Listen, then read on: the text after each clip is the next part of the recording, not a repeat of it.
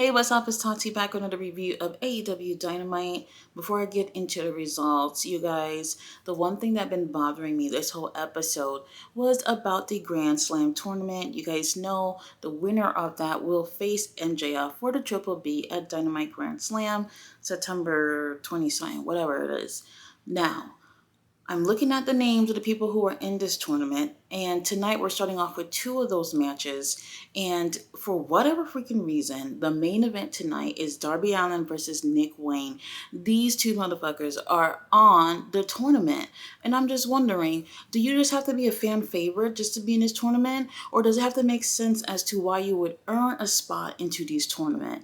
Darby Allin, yeah, he won that coffin match, which he had help with, but then he lost against Luchasaurus. If you can't even touch the TNT title, you do not need to be in a match for a Triple B. Nick Wayne was practically born yesterday, only had like maybe 5 matches with AEW so far, and he's on the tournament. Why is an 18-year-old on the tournament for the Triple B? Why are we wasting these spaces for people who don't really necessarily earn their spot to be there? Personally, if I was booking this tournament, I would have had the winners from All Out be on this tournament. It doesn't really make sense as to some of the people that's on here. Penta is on here. Jeff Hardy is on here.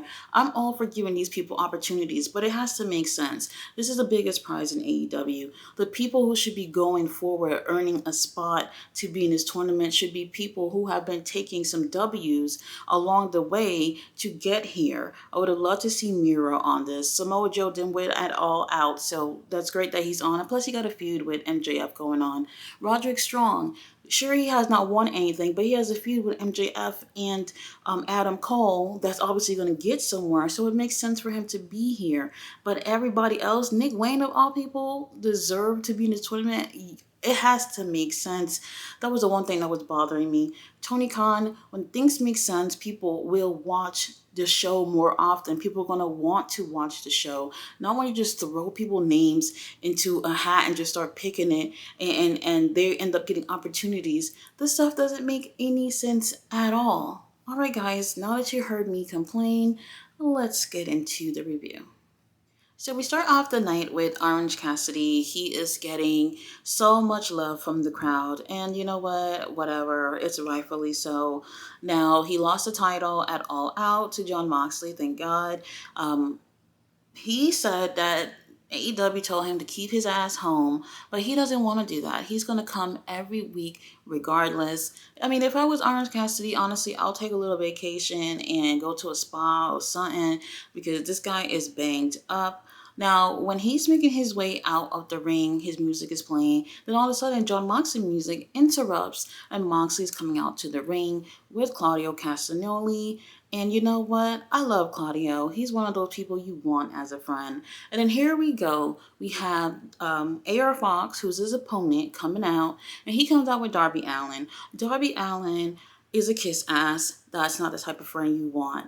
Now, AR Fox comes to the ring and has a great match with Claudio Castagnoli. But me, seeing AR Fox for the past, I don't know, year or so, I've seen him do so much more for a non-title match. So for me, I felt like it felt flat in terms of what I've seen AR Fox do for nothing. You know what I mean? Just for a win. So for an international title to be on the line, it felt flat for me, even though it was a great match. I was expecting a lot more. So anyway, we already knew that this is the first title defense that Moxley was going to end up taking the win. And after Moxley takes the win, Darby Allin's come in the ring and he's consoling AR Fox. And I'm just like, bro, you're doing the most. And then we look up at the screen and it's Nick Wayne back there who has been watching the match throughout his entirety from backstage. So it's Christian and Luchasaurus who's standing behind him, and he doesn't know this until he turns around. And Christian is like, bro, I had to look up your dad and I have to say I'm sorry. I didn't know he was worse than I thought. And he's like, look, Darby Allin is not a good mentor, but if you need a good mentor, I'm your guy. And while you're there, go say hello to your mother for me. And Nick Wayne just has the most confused look on his face. He's not so much of a great of an actor, but I guess we get where this is going. It seems like he's going to end up probably turning his back onto Darby Allin. If that happens, I don't know how that's going to help or whatever. But Christian, if you're looking to be someone's daddy, I'm fatherless. So next we have Don Callis, who makes his way to do commentary because we have the Les Sex Gods going to do tag team action against Aussie Open. So I knew this was going to be great. Whenever Aussie Open's in something, is really, really good. Now, I honestly did not think that this was going to end up being my favorite match of the night. Both these teams have a really great chemistry. And I'm going to say this, Sammy Guevara has not done anything this good since his match with the Fatal 4-Way match with the MJF and Jack and Darby. That was the last time I saw anything even remotely memorable about him other than him announcing the baby thing. Now, this right here was super good, and I really like seeing these two guys team up, Sammy and Chris Jericho. They really complement each other, but I knew that it was going to be a bit of a challenge to go against Aussie Open that have excellent tag team chemistry. So we do get a chance to see both these teams looking like either one can end up taking the win. Now, the very freaking last 30 seconds, while everything was already smooth throughout the whole match, here we have Chris Jericho accidentally bumping into Sammy Guevara, who is outside the ropes, and he ends up falling onto the ground. But then, just when Aussie Open kind of see like, oh, we're just going to capitalize on this and go for the win, Chris Jericho counters and ends up taking the win for his team. And I'm just like, okay, I hope Sammy and Chris don't fight because they really, really had a really great match. And guess what? They end up pushing each other around the ring, and then the security guard had to come out and break things up. And I'm just looking at it as in, Sammy, why didn't you take this as an accident? It was clearly an accident. However, you're taking this personally. I hate when they do this. This is the same thing that they did with MJF and Adam Cole. They made a big deal out of something that was clearly an accident, and it was just like, come on, you guys not gonna fool anybody. But either way, both of them end up fighting and they went their separate ways. I don't know where they're going with this so quickly that they're had to had them have this type of issue right now. I have no idea what it's about. I didn't really like that, but this was my favorite match up until that little moment happened towards the end. Check this out. Both teams were real cool tonight. So next we have Renee Paquette backstage with Uncle Don and Takeshita. They have another big painting that is covered. However, they're not going to unveil it tonight. Now, Uncle Don says that they're looking for another opponent for Takeshita, and they're going to announce who that's going to be next week. So then I had to grab my phone to check this tournament thing and see if Takeshita's name is on the damn tournament. And it's not. He was one of the winners at All Out. What the hell are we doing with Takeshita? After having a damn near excellent match with Kenny Omega, why isn't he on this? I have no idea. I wish they were doing better booking with him. So now we have a promo with MJF. He comes out talking about the Grand Slam tournament and all these great things. And right before he's about to mention the Samoa Joe problem he got going on right now, Samoa Joe decides to come out on his own, comes out to the ring and was like, what seems to be the problem, kid? Now, MJF looks really distraught when he hears himself being called a kid. And Samoa Joe actually keeps calling him that throughout this promo, which definitely makes him more and more irate. Now, this promo went on too long, in my opinion. Sometimes you just gotta compress things and people will still be entertained. Now, they get away with this with MJF all the time because MJF is actually pretty great on the mic, and also Samoa Joe is too. While I like this promo, I just felt like, okay, this is running on a little too long. Now, we do have a story time with MJF, baby, where he actually goes back and talks about how he tried out for WWE and pretty much got snubbed by William Regal. And then here's the crowd. They were actually booing the name of William Regal. And when he said WWE, they booed that too. I guess I could understand why they would do that.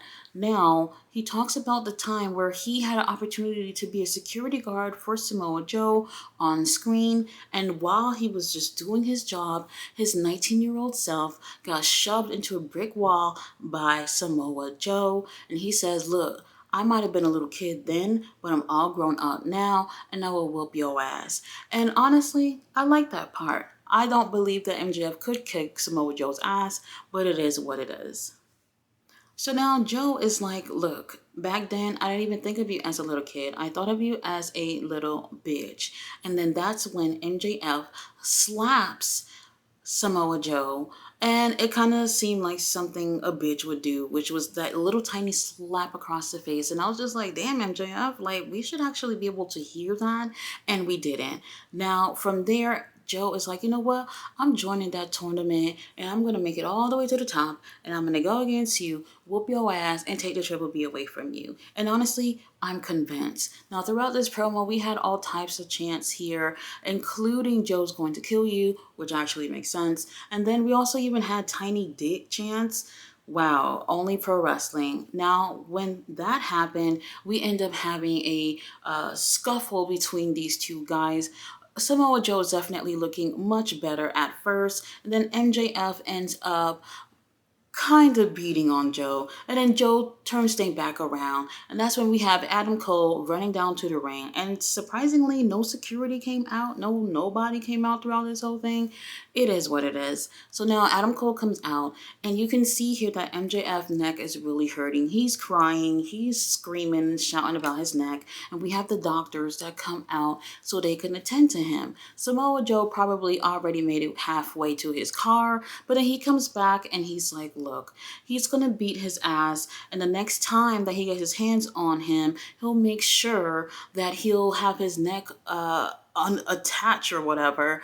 And he called him a bitch one more time, and he makes his way out. This is such an interesting feud. However, I think this takes away a lot of the shine between what I thought was going to happen, which was Roderick Strong making it all the way to the top and going against MJF for the Triple B. I think that would definitely not only just help Roderick Strong making it that far, but also what I think is going to end up happening is we're going to see Samoa Joe and Roderick being the last two in this tournament, and one of those winners going against MJF, which I believe will be Samoa Joe. There's no way Joe's going to let Roderick beat him. Now, the last tournament we had, the Owen Hart tournament, it was Samoa Joe and Roderick, and that was the last match that Roderick had since he broke his neck or whatever. So now it's like, we're pretty much getting the same thing.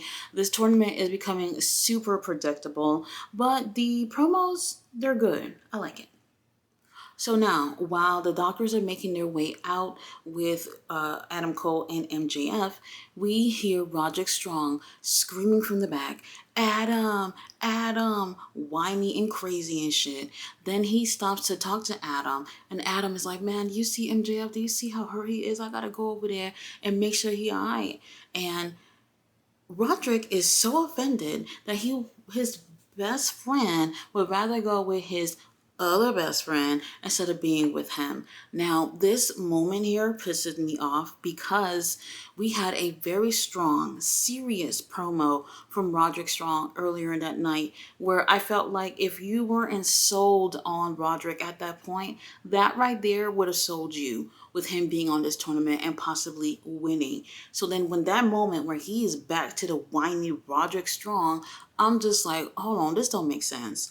This does not make sense with what we got earlier on the show with the promo that he did. Why are we back to the whiny Roderick? He should have been more serious. If he wanted to put a little comedy or whatever, that's cool, but it should not have been like this.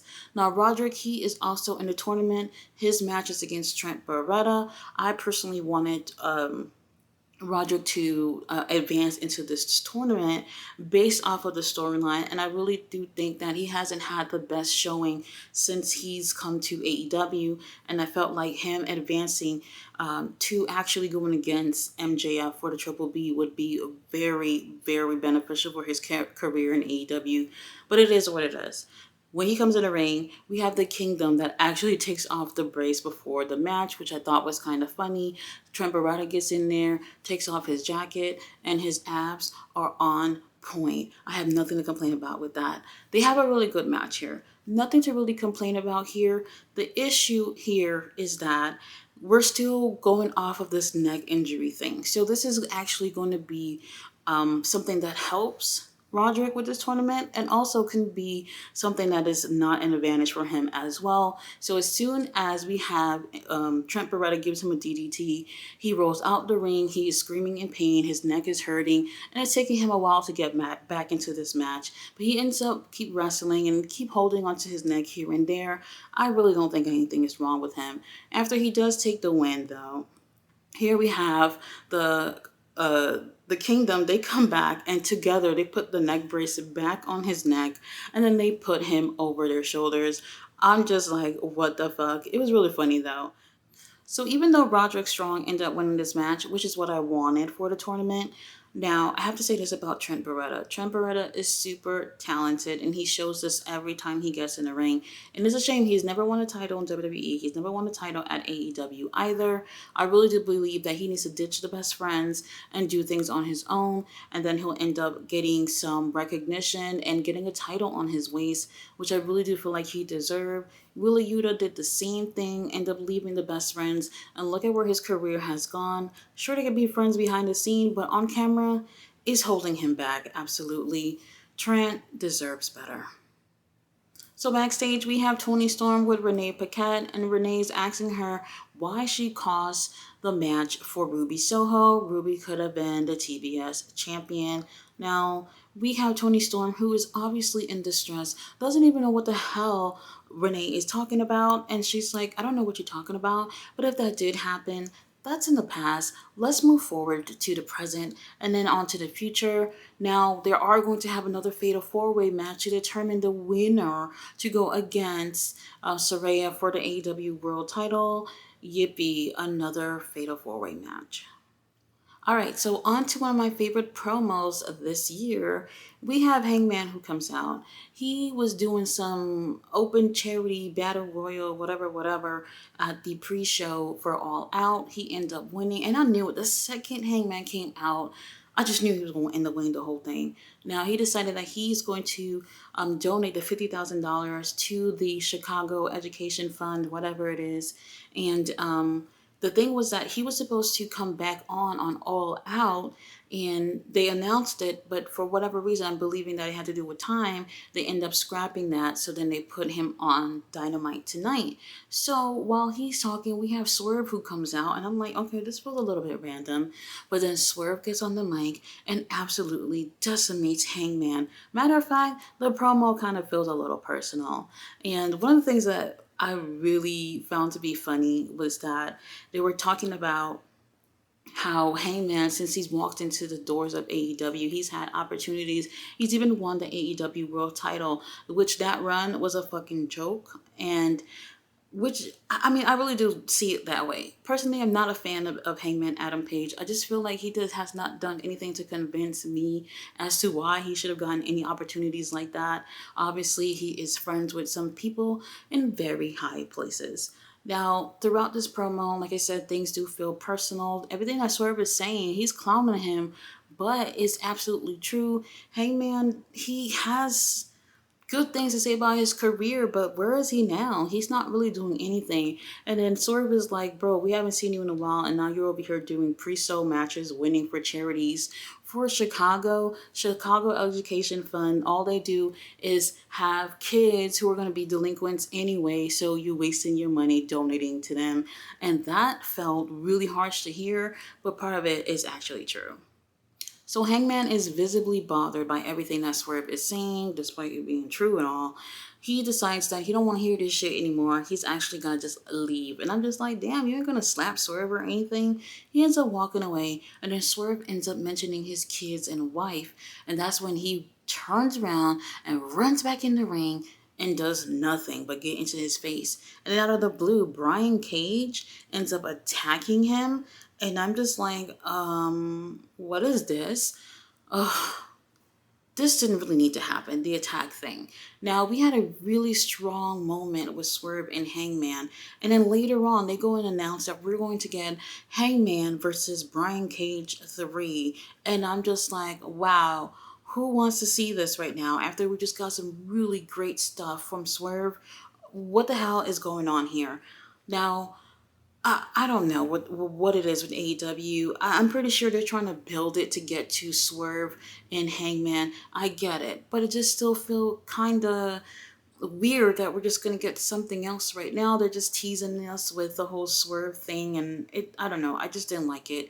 Now, what I did like was here we have Hangman's body damn near lifeless on the ground, and when Swerve music hits, Prince Nana is doing that absolute god awful dance right in front of Hangman. And as silly as that dance is, you can't even take a Hangman being on the ground seriously because all you can do is laugh at what Prince Nana is doing. He's absolutely brilliant. So main event time, Nick Wayne versus Darby Allin. And this is part of the tournament for the Triple B. None of these bitches deserve to be here, but I really do like Darby though. Now, for this match, we do have these two going at it, and because I'm kind of thrown off with them being in a tournament, I didn't care too much about this. But what I did find interesting is that during this match, Darby stops, get on the mic, and tells Nick Wayne to hit him harder. He hits like an 18-year-old. And I'm just like, bro, you want to win this tournament or not? Like, is this like a best friend thing? You want to make sure your friend gets an equal opportunity to get in the world title? No, make sure you beat his ass so you can get a step closer to the Triple B. I don't know why he's telling Nick Wayne to hit him harder. Now, we also do have Christian and Luchasaurus that come out, and they come over on commentary. Obviously, Luchasaurus didn't say a word. Now, the match continues for like another 5 more minutes. Darby takes the win, and I'm just waiting, and I'm like, okay, let me see what Nick Wayne gonna do. Maybe he's gonna turn his back. Maybe AR Fox is gonna come out and do something, and nothing happens after that. Darby just ends up winning, and the show is over. Ugh, over it. I didn't like that at all. Not for a main event. It could have been so much better. Matter of fact, we should have had 2 other opponents instead of these 2 going into this tournament. Now, the show did have a lot of enjoyable moments here, but some places it felt flat. I felt like they should have put more thought into who should be in this tournament, which they probably just went with who's popular or just picking eeny, meeny, miny, mo. And that's pretty much it. Guys, thanks so much for watching my review. I'll be back tomorrow with Ring of Honor.